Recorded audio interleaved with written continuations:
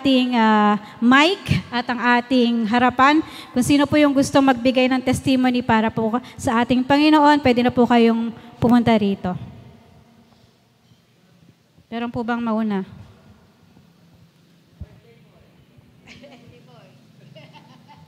Ayaw makipag-unahan ng birthday boy eh. Mauna na po ako.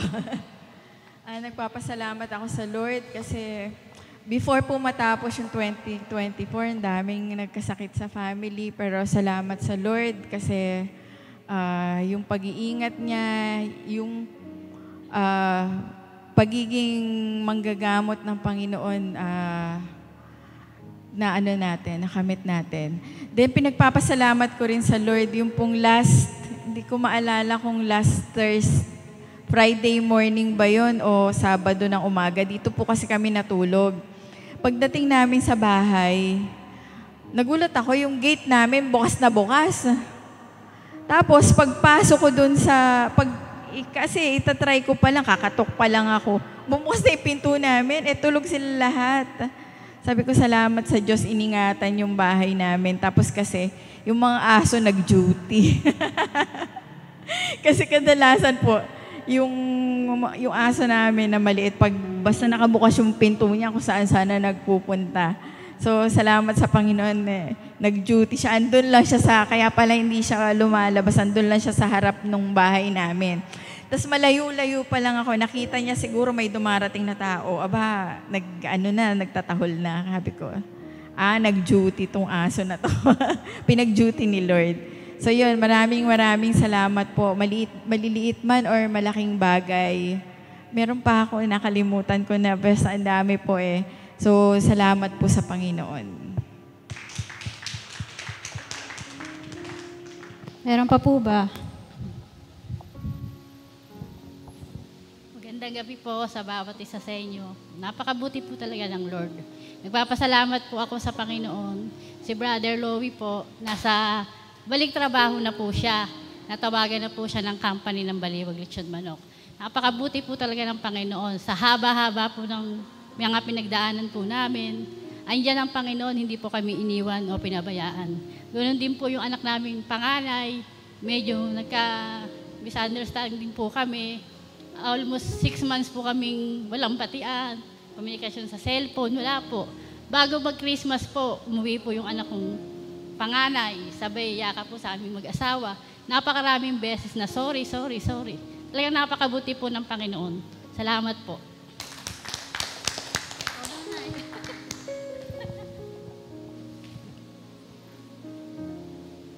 Ako'y nagpupuri din at nagpapasalamat sa Panginoon dahil talagang, sabi nga, talagang maraming blessing na binibigay at sa pag-iingat lang sa amin talagang napakabait ni Lord sa aming mga buhay dahil kahit paano, parati rin kaming malakas at parati kaming nandito sa church.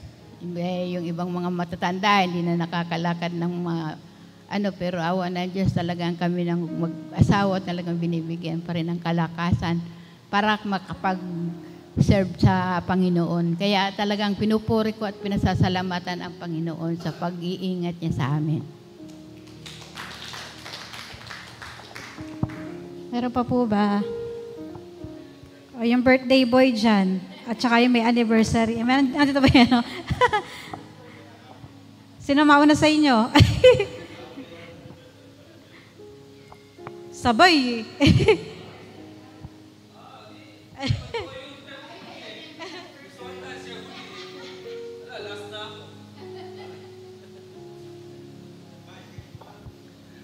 Ayun na po. Maraming salamat po sa Panginoon. Una sa lahat, yung nagdaang taon, 2024, Pasko. Ayan po, salamat sa Panginoon sa pag-iingat, sa mga blessings ng ating Panginoon na alam nating sapat at hindi siya nagkukulang sa atin. At ito pong January 7, kahapon ay ayun po, 13th year namin. At buti hindi na tapat ang Friday. Hindi, biro lang po. So yun po, simpleng celebration lang po at hindi, kumbaga wala sa material na bagay yung ano eh, yung pag-celebrate. As long as nakikita mo yung masaya ka at nandun yung magkasama kayo at na-celebrate nyo ng maayos, ng masaya, bawat isa, at nandun yung alam natin na talagang ramdam mo yung kabutihan ng Panginoon sa buhay ng bilang mag-asawa. Kaya salamat sa Panginoon at patuloy na nangingilab sa akin ang aking asawa. Ayun. Ayun po, salamat po ng marami sa atin. Palakpakan po natin ang Panginoon. Apo, yung may birthday na po. Ayan, may birthday na. May birthday na. Ito, mas marami itong panalo. Congratulations talaga eh. Napaka-pogi ng bayo ko. Pa-ice cream ka ng Wiggies. Magandang umaga po sa bawat isa. Ha? Hindi, kaya ako binati na umaga para alam kong gising kayo. Ayan, nag-react kayo. Ibig sabihin, nakikinig kayo. Anyway, salamat sa Panginoon. Ako po ay nagdaos kahapon ay 35 taon.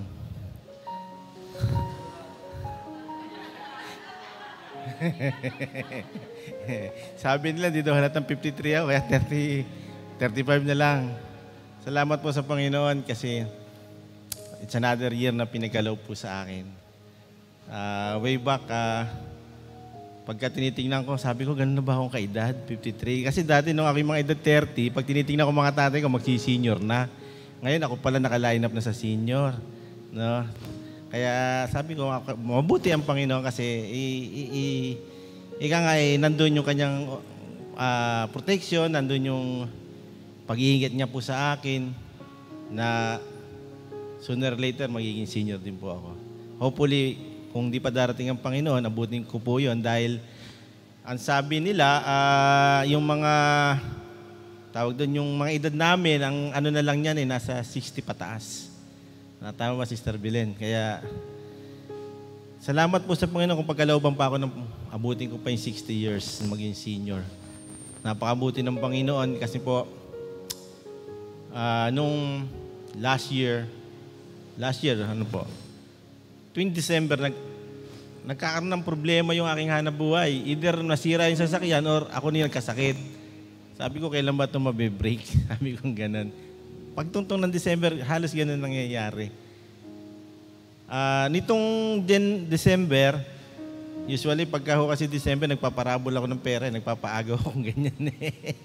Although kahit barya, nagpaparabol ako. But nung December, di ako nakapagpasaboy ng ganyan. Kasi nga, hindi ako nakapagmasado ng maayos noon. But ang pinagpapasalamat ko sa Panginoon, although hindi ako naging ganun nung December, yung biyaya ng Panginoon, patuloy pa ng pinagkakaloob. So, salamat po sa Panginoon. And then, wala po akong ganong karamdaman ngayon. Unlike dati, ako po nahihilo madalas. It takes a week bago makarecover. But I praise God, yung wisdom ni Lord, ipinagkaloob po sa akin At pinag-aralan kong mabuti. Every time na uminom po ako ng kape, talagang nararanasan ko po yung nahihilo ako. At nasa bahay lang ako, nakahiga ako, hindi ako pwedeng tumayo. It takes 7 days bago po mawala. Nung yun po yung pinag-aralan ko, hindi po ako minom ng kape. Kahit anong klase ng kape, kahit anong aya sa akin, masarap po magkape, masarap. Never ko po tinikman. Until now, hindi na po ako nakaranas ng ganong klase ng pagkahilo. That is a wisdom comes from the Lord na ipinagkaloob niya sa akin. Kaya kung ako po akayin ninyo para aayain niyo uminom ng kape, hindi ko na po kayo mapagbibigyan. Pasensya na po kayo. Pinapatiuna ko na po. Dahil sinisikap ko pong maging disciplinary po ako sa aking katawan. Ang hindi ko lang madisiplina po yung pagkain ng maraming kanin. Hopefully, mapigilan ko rin po yan. Kasi kung mapapansin po nyo, medyo lumalaki na rin ang tiyan ko. Medyo mahina na mag-digest. And then,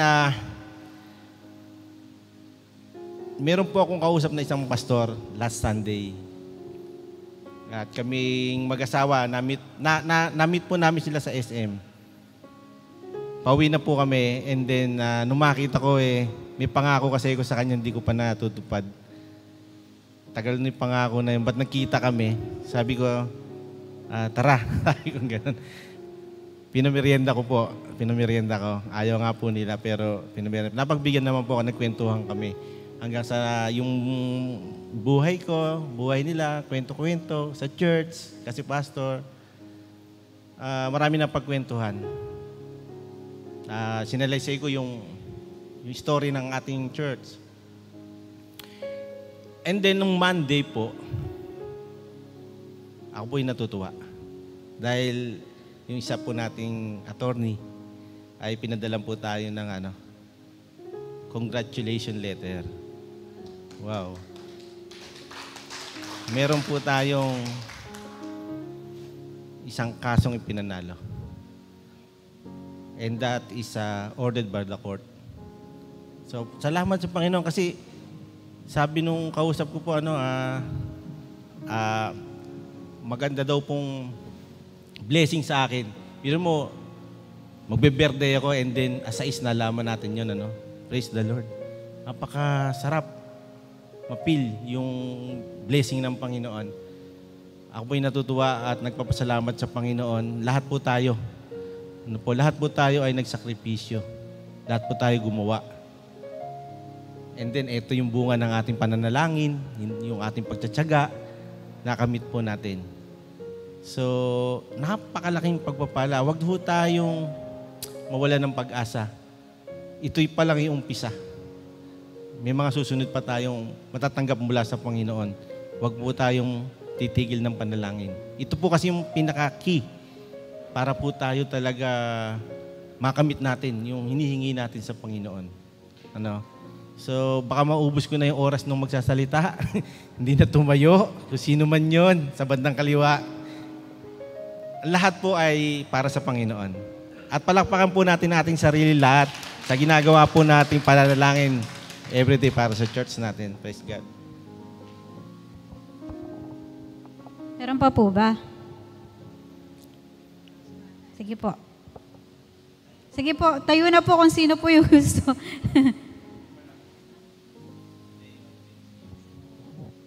Magandang gabi po sa inyong lahat, mga kapatid. Nagpupuri po ako at dumadakila sa ating Diyos dahil nakakilala ko sa Kanya. Dahil nung kabataan ko, sobrang pagkasalbahe ko Kung ilang beses ako na nakulong sa second, mahirap maintindihin yung mga katarantaduang ginawa ko. Pero salamat sa Panginoon sa pagmamahal niya sa akin. Nagpakilala siya sa akin. Nakakilala ako sa Kanya. Karamihan doon sa mga kababata ko, patay na lahat. Oo. Doon sa mga kasama ko, doon sa paho, ako na lang ang natitira. Oo. Ganun kabuti ang Panginoon. Oo. Siguro may mga plano pa siya para sa akin. Hindi ko alam.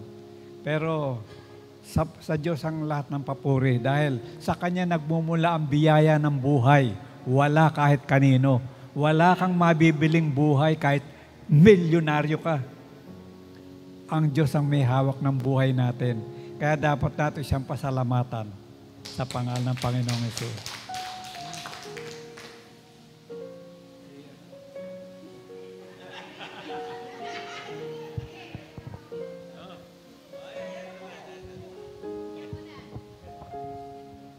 Hello. Magandang gabi ho sa inyo. Ako'y nagpapasalamat sa Panginoon. Matagal na ako hindi nadadalo, Pero yung puso ko nandito. Mahalaga sa akin ang church.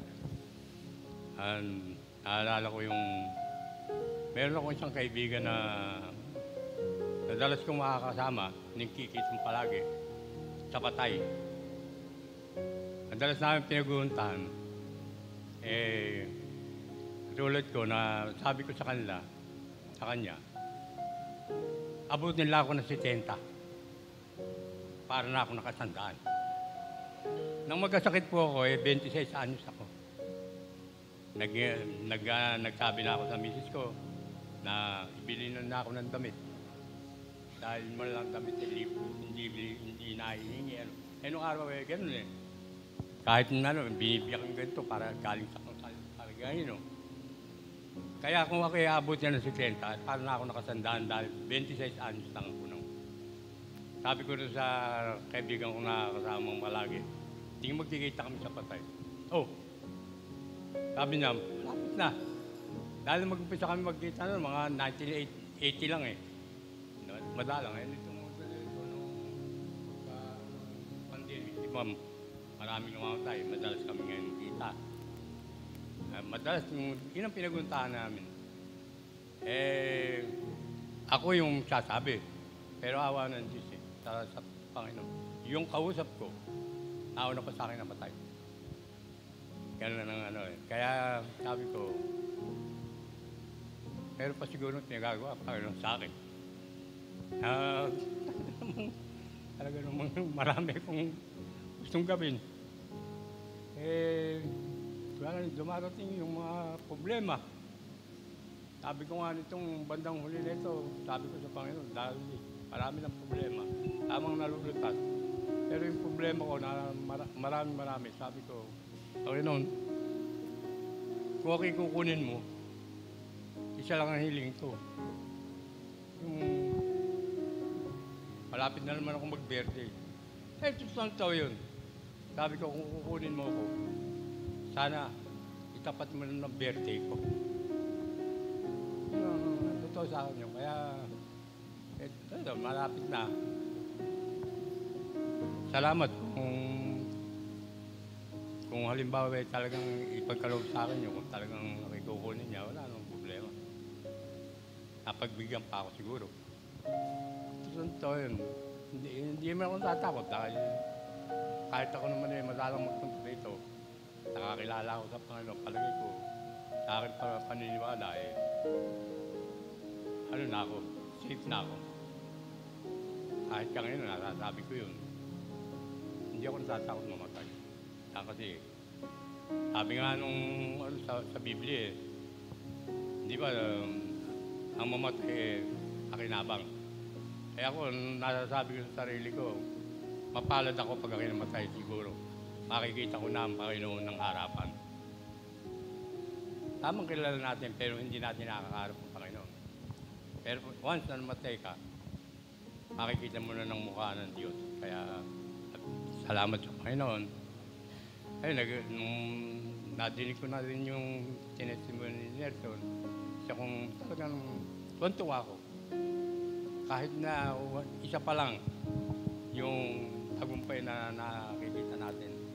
Alam ko yung tagumpay na yun hanggang sa susunod pang mga pagharap. Kakibat na dun yun eh.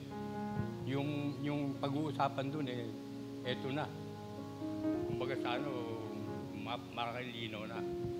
Kaya salamat sa Panginoon dahil kung sakali at dumating yung birthday kong February 21, andito pa ako. Nangangulugan, hindi pa ako kukunin ng Panginoon. Salamat sa Panginoon.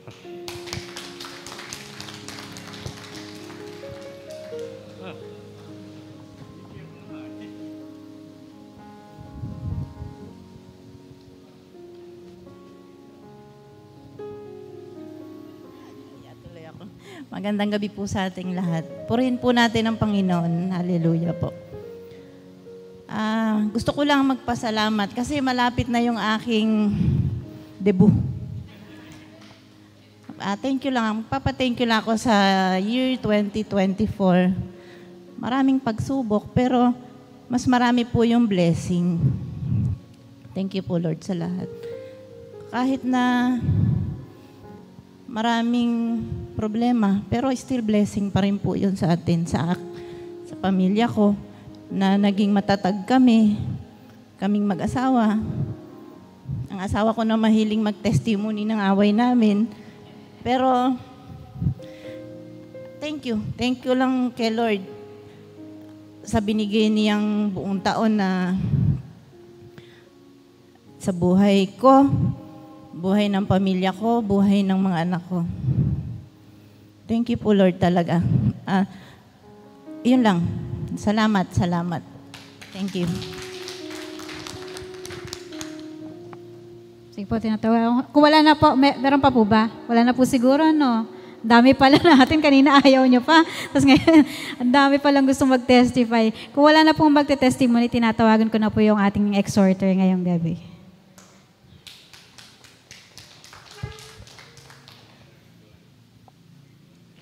Thank you, Sister RG.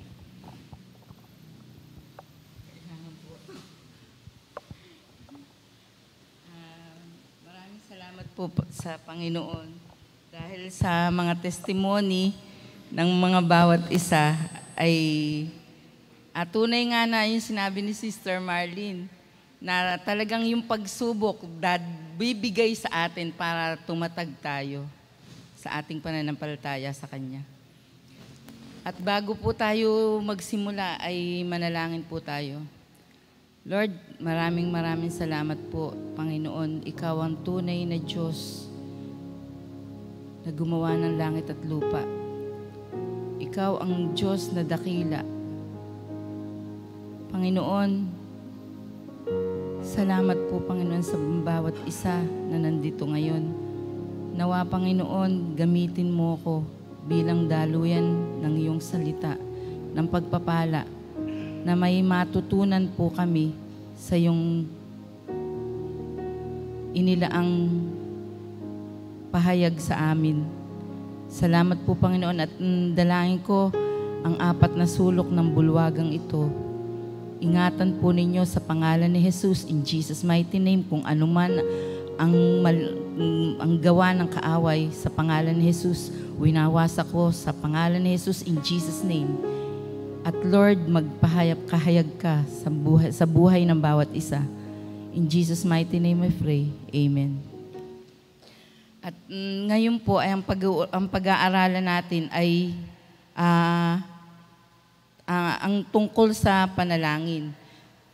Disciples prayer, also known as Ama Namin, or sa English, Our Father. Marami pong nakakaalam ng dasal na ito o prayer. Kaya lang po, hindi natin naintindihan kung ano ang tunay na meaning nito.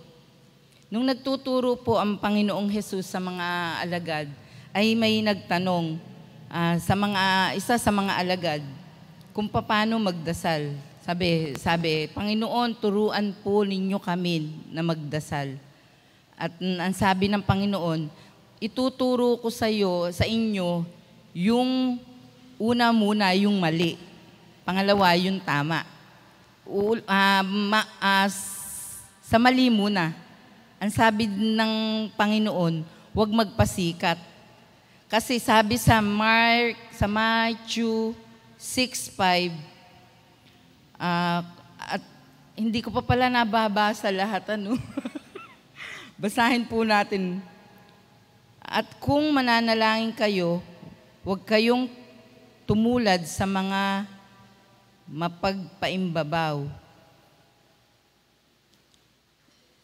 Mahilig silang manalangin ng patayo sa mga sinagoga at sa mga panulukang daan upang makita ng mga tao. Sinasabi ko sa inyo, tinanggap na nila ang kanilang gantimpala. Yung totoo at nagmumula sa ating puso, yung di memorized prayer, yun ang gustong sabihin ng ating Panginoon. Yung totoo na nagmumula sa ating puso, yun yung pinakikinggan ng ating Panginoon. Hindi yung, di ba, maraming sa atin sa panahon nato na nagpapasikat. Mayroon akong nakita sa Santo Cristo, Catholic pa, dati pang pamumuhay. Hanggang ngayon talaga, nagdadasal sa pintuan ng simbahan. nakasarado yung simbahan. E de syempre, daanan yan. Maraming nakakakita sa kanya. Yun, ganun yun. Huwag magpasikat. Huwag ano ba tawag dun sa ibang term na pasikat? Huwag magyabang. Yun. Pangalawa, huwag kontrolin ng Diyos sa panalangin. Sa Matthew 6:7, malabo na mata ko. 7. Pwede bang anuhin to? Hindi ko makita.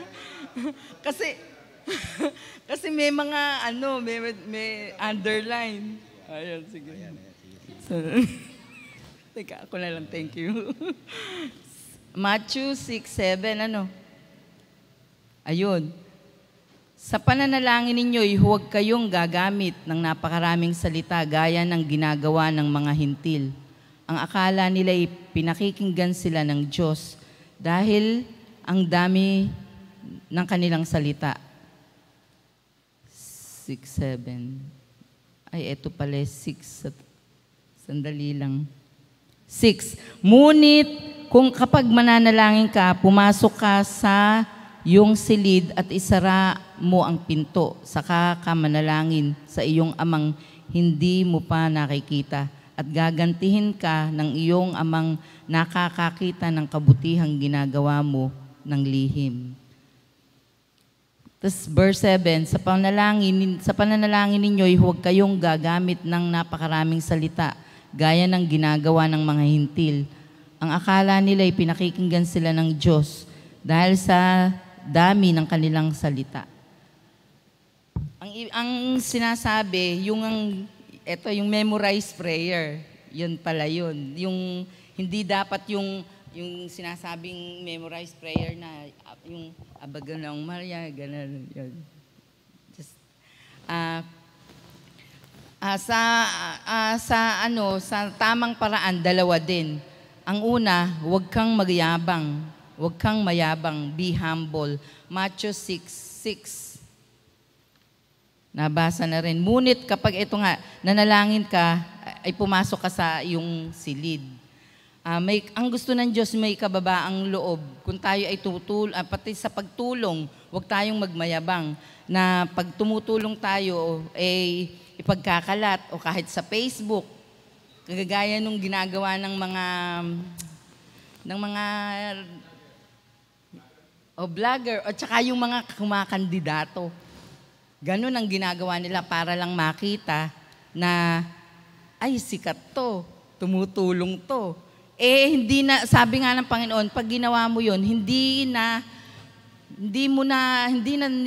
kailangan ng reward sa kanila dahil kinuha na nila, pinakita na nila.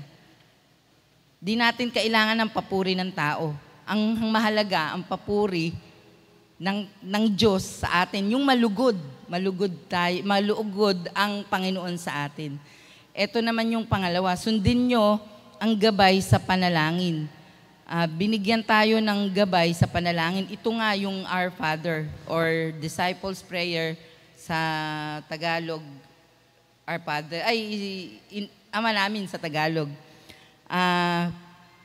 Sinasabi sa Matthew 6:8-9, 8-9, sandali, 8-9. Sabi dito, huwag ninyo silang tultularan sapagkat alam na ng inyong Ama ang inyong kinakailangan bago pa ninyo hingin sa Kanya.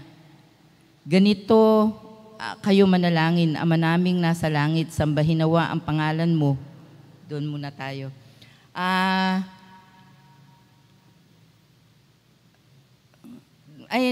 May dalawang uri. Ang pagdadasal ay batay sa pagkakilala mo sa Diyos. May dalawang uri ng pagkakilala sa Diyos. Ang isa ay ang tinatawag na self-centered o yung makasarili. Ito kasi, yung maling pagkakilala sa Diyos, ito ang nagiging bunga. Yung maling pagkakilala sa Diyos, ito nga ang nagiging bunga.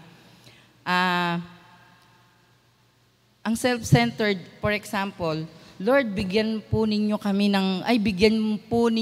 ako ng magandang trabaho, bigyan po ninyo ang anak ko ng malusog, pati yung apo ko, yung self-centered, ang pinagpe-pray mo lang ay yung sarili mo.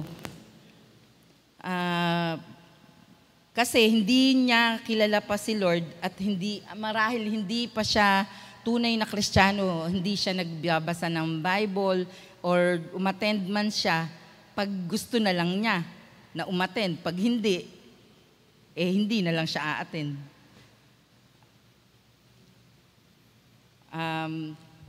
At ang pangalawa ay yung God-centered prayer. Ang pagkakilala mo sa Diyos, hindi self-centered ang nagiging resulta, kundi tama. Tama ang prayer mo. Nakatuon sa gloria ng ating Panginoon. Mayroon dalawang petition. Ang unang part, petition for God, yung Ama namin. Pangalawa, pertaining dun sa tao, sa atin, direkta sa tao. At yung last part, sa Diyos din. Yung sa Our Father, yung, di ba, Our Father, patungkol sa Panginoon. Pagtas yung give us this day, di ba, sa ating tao. At yung last part din, nagpapatungkol din sa Panginoon. Yung last part na holy, basta mamaya yung mababanggit ko dito. Kasi siya ang Alpha at Omega. Siya yung una at katapusan ng mundo, ng pananampalataya din natin. May dalawang klase ng tao sa mundong ito. Yung una, nilalang ng Diyos. Nilalang lang siya. Pero hindi siya anak ng Diyos.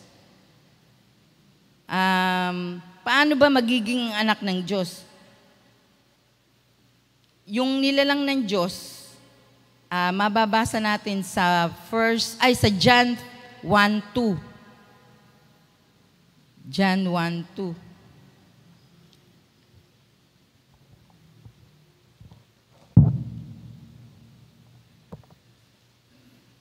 John 1:2.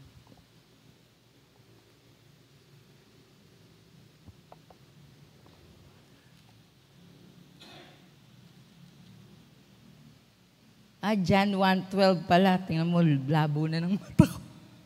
John 1:12. John 1:12.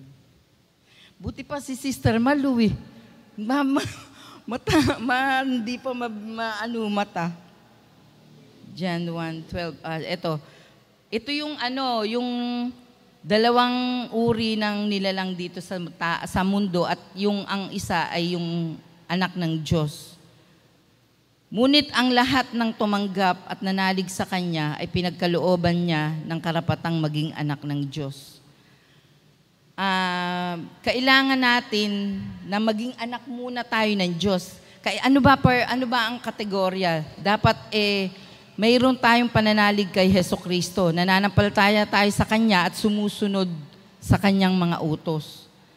Sabi sa Matthew 7:21, yung pagsunod, yung sabi sa Matthew 7:21, hindi lahat ng tumatawag sa akin, Panginoon, Panginoon, ay papasok sa kaharian ng langit, kundi yaon lamang sumusunod ng kalooban ng aking Ama na nasa langit. Kasi mayroong relationship dapat, kaya tawag natin Our Father. Doon na tayo sa Our Father. Malayo man ang kanyang kabanalan, huwag mag-atubiling lumapit sa trono ng Diyos. Napakalaking pribilehiyo na tawagin na tayong anak ng Diyos. Di ba, pag sinabing Our Father, Ama natin. Ama natin siya at tayo ay anak. Napakasarap sabihin na Ama. Ama, penging nito, Ama, penging niyon. Diba? Kasi Ama natin siya.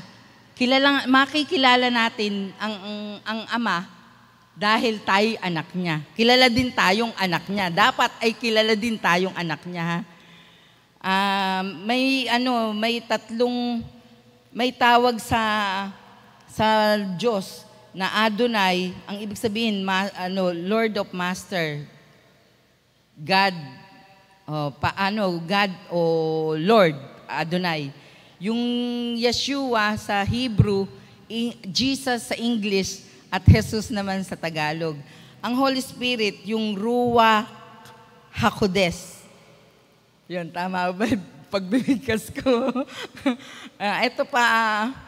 Ito pa yung yung disciples prayer, Our Father, hindi sinasabing Our Mother. Father talaga.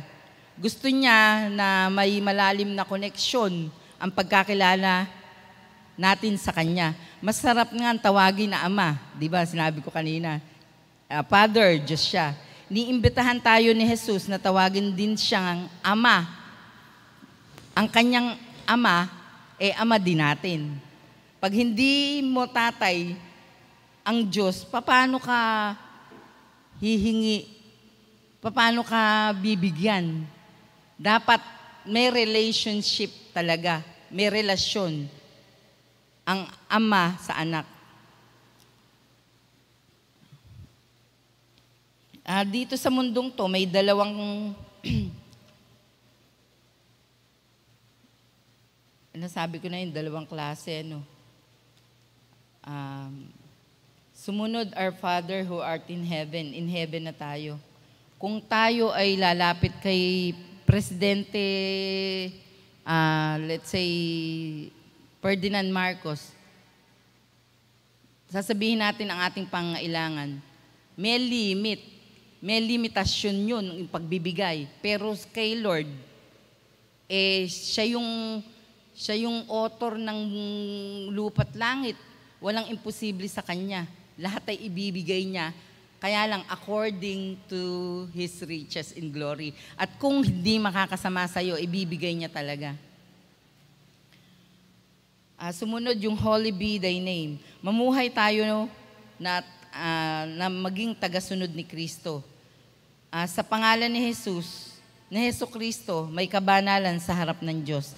Sabi sa Roma 12:2,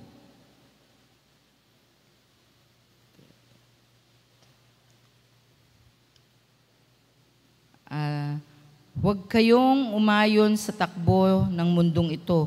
Mag-iba na kayo at magbago ng isip upang mabatid ninyo ang kalooban ng Diyos. Kung ano ang mabuti ang nakalulugod sa Kanya at talagang ganap. Sabi sa Roma 12, masasabi nating, Lord, saan ka ba maliligayahan? Sumunod tayo sa kalooban ng Diyos. Your kingdom come. Papalit-palit ang mga namumuno dito sa ating bansa o kahit sa ibang bansa, papalit-palit. Merong yung mayaman noon na bansa, ngayon mahirap na. Papalit-palit talaga. Pero ang Diyos natin, hindi siya nananatiling hari ang Diyos. Kaya narito tayo sa church para makasama sa kaharian ng Diyos. Ang Diyos Ama ay nasa langit, in heaven. Kataas-taasang Diyos at makapangyarihan sa lahat. Dapat kapiling natin ang Diyos Ama in the future.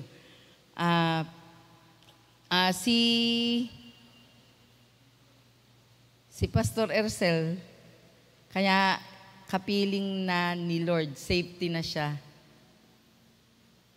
kay Lord.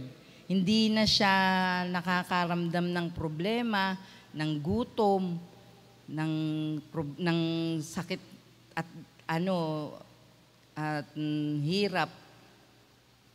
Nasa safe place na siya kasi nakilala niya si Lord. Ang Diyos ay perpekto. Your kingdom come. Sa muling pagbabalik ng ating Panginoon ay tatapusin niya ang mundong ito sa hirap. May dalawang klase, mapupunta sa eternal life or eternal punishment. Lahat tayo ay mamamatay. Katulad na nga nung testimony ni Brother Puti.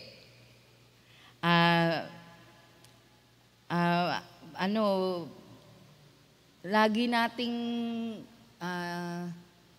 iaalay ang buhay natin sa araw-araw para yung buhay natin ay maging kalugod-lugod sa ating Panginoon.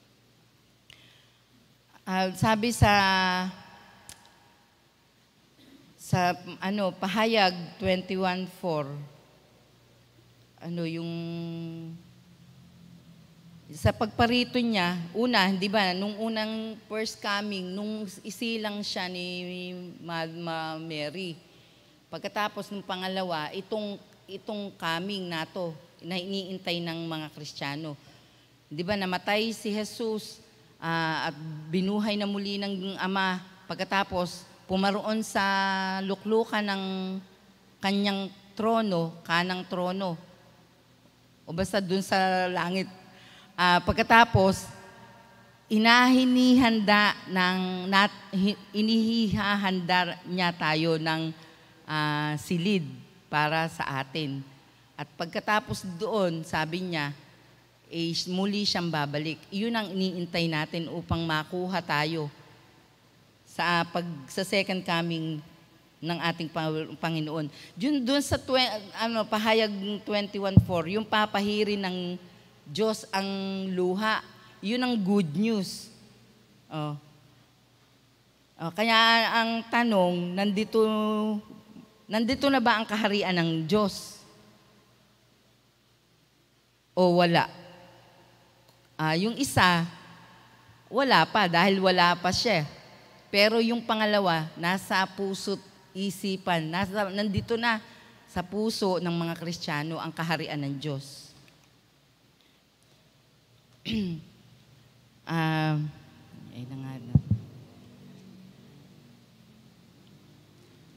Ang buhay natin ay dapat magpuri. Parang, di ba, parang yung sinasabi ni Dina na yung acts ba? Yung pagpupuri. Ano ba yung acts? Adoration. Di ba, pagpupuri. Yun ang dapat nating gawin. Pagkatapos yung C, confession. Yung T, thanksgiving.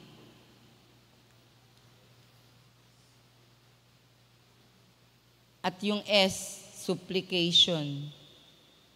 O pagsusumamo o daing. A prayer to God or a respectful request dun sa nag-iisang may authority na kung walang iba kundi ang Diyos. Sa panalangin na may pagpakumbaba, tumutulong sa kapwa at nagpapatibay ng inyong pananampalataya na rin.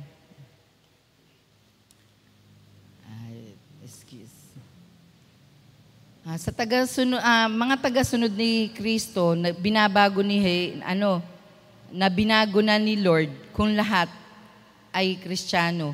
O your will be done on earth as it is in heaven. Yung kalooban niya ang dapat masunod para dito sa lupa at para na rin sa langit. Ang kalooban ng Panginoon kasi, kung masusunod, talagang napakaganda. Dapat din natin na sumunod sa kalooban ng Diyos, hindi sa kalooban ng tao. Nung bago mamatay si Jesus, naranasan din niya ang sabihin na natin, your will be done. Ang hirap. Nung naaresto siya at bago na siya nga mamamatay, alam na niya, napipil na niya. Hindi ba nanalangin siya sa Ama na, Ama, kung pwede, alisin mo ang sarong ito sa aking harapan. Pero nag-ano rin siya na kalooban mo, Ama, ang siyang masunod, hindi ang akin. Mas masarap na yung will ni Lord talaga. Sa mga dalaga dyan, alam ni Lord na ako'y sising-sisi at hindi naging tama ang pagpili ko. Pero alam ni Lord, nagpe-pray na ako hanggang ngayon na kung kayo, mga mag-aasawa, yun talagang man of God. Kasi napakalaking desisyon ang gagawin mo. Kung kalooban ng Panginoon, iyon ang kalooban ng Panginoon. At maraming ding problema, kaya lang light, very light. Hindi katulad nung hindi nananalig sa Panginoon na mahirap talaga. Napakahirap. Pero salamat sa Panginoon dahil doon ako tumatag. Doon ako lumakas sa pananampalataya sa Kanya na talagang wala akong magagawa kundi siya. Siya lang ang babago. Tapos na yung first part dito at dito na tayo sa second part. Dito na sa give us this day our daily bread. Napakalaking bahagi ng daily sa pang-araw-araw. Daily. Bigyan mo po kami ng pagkain sa araw-araw. Ang biyaya ng Diyos at pag-ibig ay laging sariwa sa araw-araw. Italaga natin ang buhay at pamilya natin, pati na rin ang sarili natin. Tutugunin ni Lord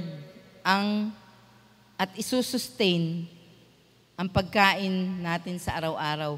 Buti nga tayo meron din dito na hindi lang yung araw na yun dahil magpunta kayo, merong sa rep, merong Monday na ulam, merong Tuesday, merong Wednesday sa isang linggo na budget na ng ibang nanay at meron ng kukunin na lang.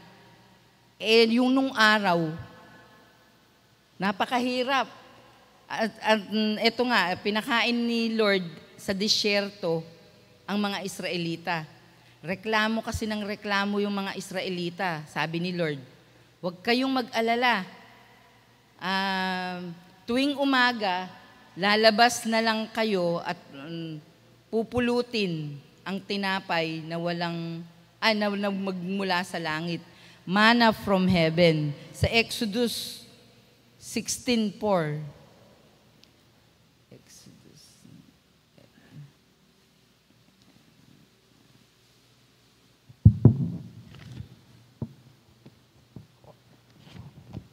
Exodus 16:4. Saan ba?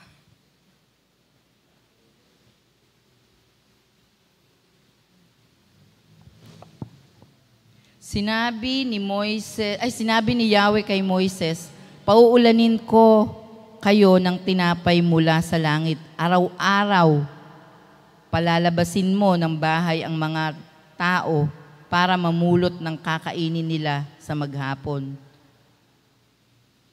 Sa pamamagitan nito'y susubukin ko kung hanggang saan sila susundin ang aking mga tagabilin. Meron nga doon na kumuha ng sobra, di ba? Pagkatapos, ano nangyari? Di ba? Nabulok lang, napanis. Hindi niloob ni Lord dahil ang sabi, sa araw lang na yon, hindi sila mga sumunod. Kaya ang nangyari, nabulok lang. Dahil mahalaga ang pagtitiwala at pagsunod sa ating Panginoon. Nung ah, hindi rin pala, hindi rin uso. Uso na rin ngayon. Uso na rin noon ang Grab. Di ba? At ang raven na ibon ang tawag sa pinadala ng pagkain. Sinasabi sa 1 King,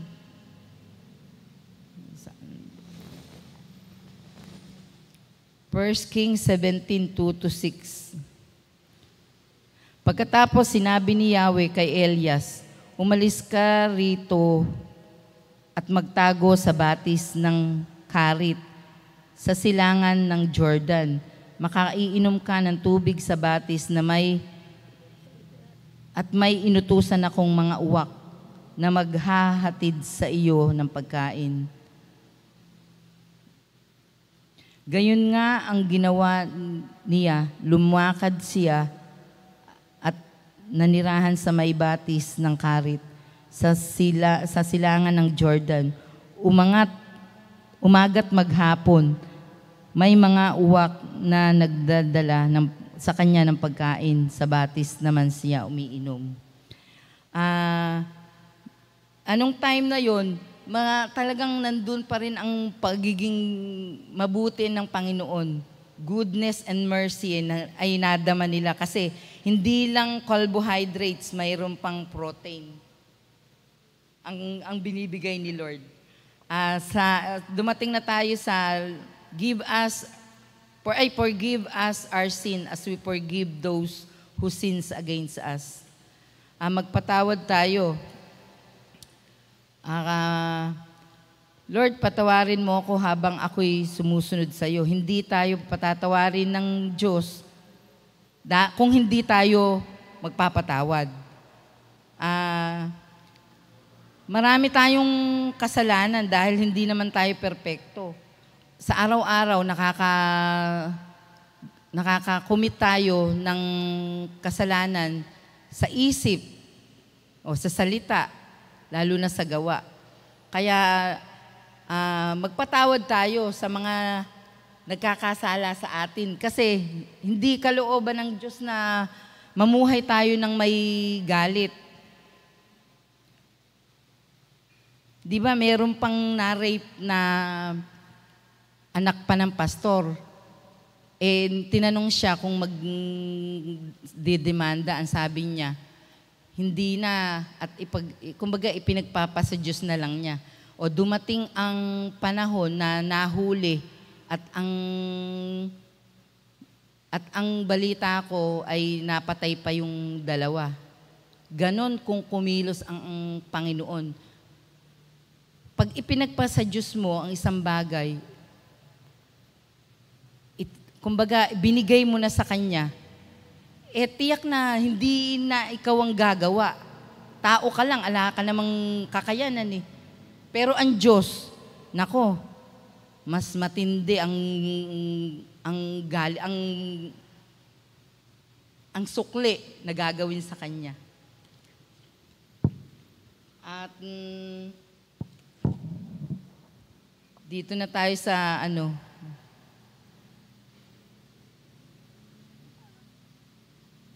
At kailangan talagang magpatawad kasi ang sabi sa Matthew 6, bumalik tayo sa Matthew 6:14-15. Magpatawad ha. Sabi dito, Matthew. Pasensya na kayo, talagang malabo ang mata ko. Tsaka Matthew. Nasaan ba? Matthew 6:14-15. Ayun. Sapagkat kung pinatatawad ninyo ang mga nagkakasala sa inyo, patatawarin din kayo ng inyong Ama na nasa langit. Ngunit kung hindi ninyo pinatatawad ang mga nagkakasala sa inyo, hindi rin kayo patatawarin ng Diyos Ama. Kaya napakahalaga ang pagpapatawad sa kapwa. Di ba, Brother Nelson na lang? Yun, ang si Lord na nagsasabi nito, di ba? Hindi kayo patatawarin ng Diyos kung mayroong kayong galit pa sa puso. Ang gusto ng Panginoon, ang mga anak niya, di ba, magmahalan, makita yung pagkakaisa, pagtutulungan, at nalulugod ang Panginoon nung ganun. Ayaw nung Panginoon na may galit ka, kaya i-release natin yun. At ang blessings ay pupunta sa atin pag ala tayong galit. Deliver us from evil one. Malapit ang demonyo sa atin. Hindi natin kaya siya. Kaya lang, kontrolado din ng Diyos ang gawa ni Satan. Di niya tayo pababayaan.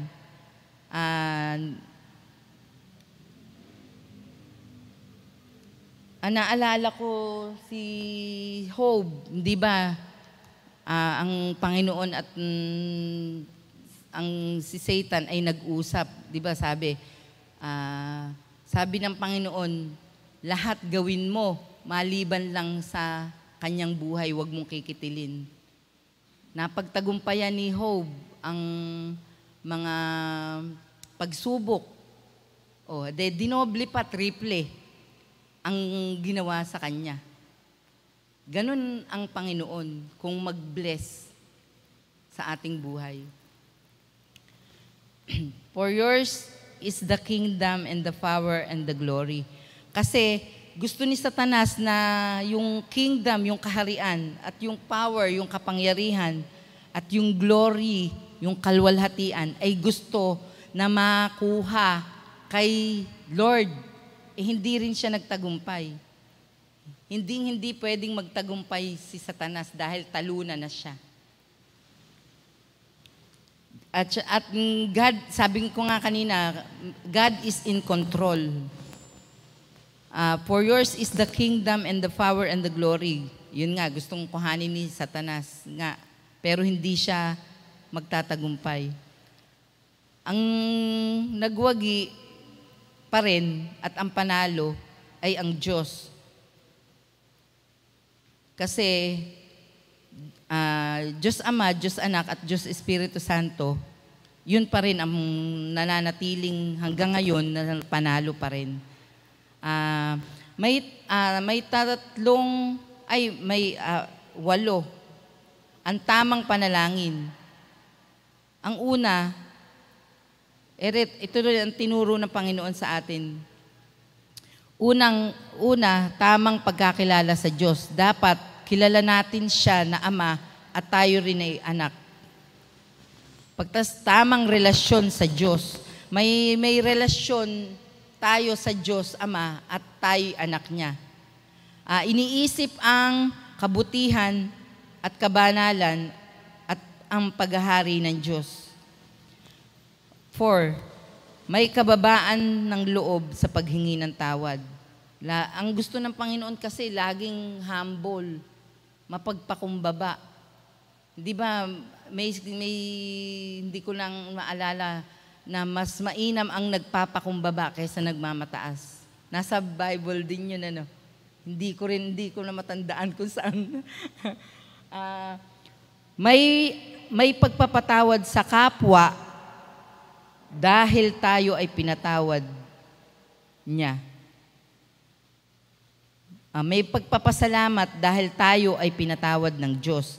Ito naman, susunod, may pagpapatawad sa kapwa dahil tayo ay pinatawad ng Diyos. May paghingi ng proteksyon. Sa araw-araw kasi, masalimuot ang buhay. Hindi natin alam kung hanggang saan na lang ang buhay natin. Ngayon, humingi tayo ng proteksyon sa ating Ama. At tiyak na tayo ay gagabayan niya. At ang huli, have faith. Full faith dapat. Hindi half faith. yung pananampalataya natin ay buhay.